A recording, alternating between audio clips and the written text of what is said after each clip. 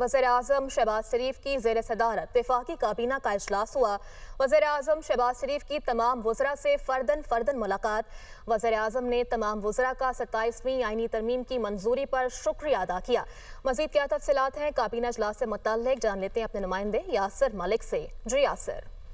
देखिए, वज़ीर-ए-आज़म शहबाज शरीफ की ज़ेर सदारत वफाकी काबीना का इजलास जो है वो इस वक्त parliament house committee room number 2 में जारी है और वज़ीर-ए-आज़म शहबाज शरीफ जैसे ही कमेटी रूम में पहुंचे इजलास की सदारत करने के लिए, तो उन्होंने फर्दन तमाम वज़रा से मुलाकात की और वज़ीर-ए-आज़म ने 27वीं आईनी तरमीम की मंजूरी पर तमाम वज़रा का शुक्रिया अदा किया। इसके साथ साथ जो इत्तेहादी जमातों के वज़रा हैं उनका भी शुक्रिया अदा किया गया और वज़रा की जानिब से 27वीं आईनी तरमीम की मंजूरी पर वज़ीर-ए-आज़म शहबाज शरीफ को मुबारकबाद भी दी गई और खड़े होकर उनका इस्तकबाल भी किया गया। आज ये वफाकी काबीना का अब जो इजलास होने जा रहा है, इसमें जो एक्ट बनने हैं उनके हवाले से मंजूरी जो है वो आज दी जाएगी। वफाकी काबीना जो है ये आईनी तरमीम की रोशनी में मुतलका कवानीन में तरमीम की मंजूरी देगी।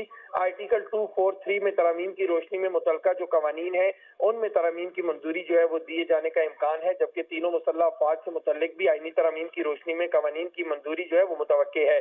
काबीना से मंजूरी के बाद कौमी असम्बली के इजलास में आज ही तरमीमी बिल जो है वो पेश किया जाएगा। इसके साथ साथ कौमी असम्बली के इजलास में ज़िमनी एजेंडे के जरिए जो है वो कानून साजी लाई जा सकती है। ये ठीक है, कानून साजी लाई जा सकती है। बहुत शुक्रिया यासिर, आपने हमें अपडेट किया।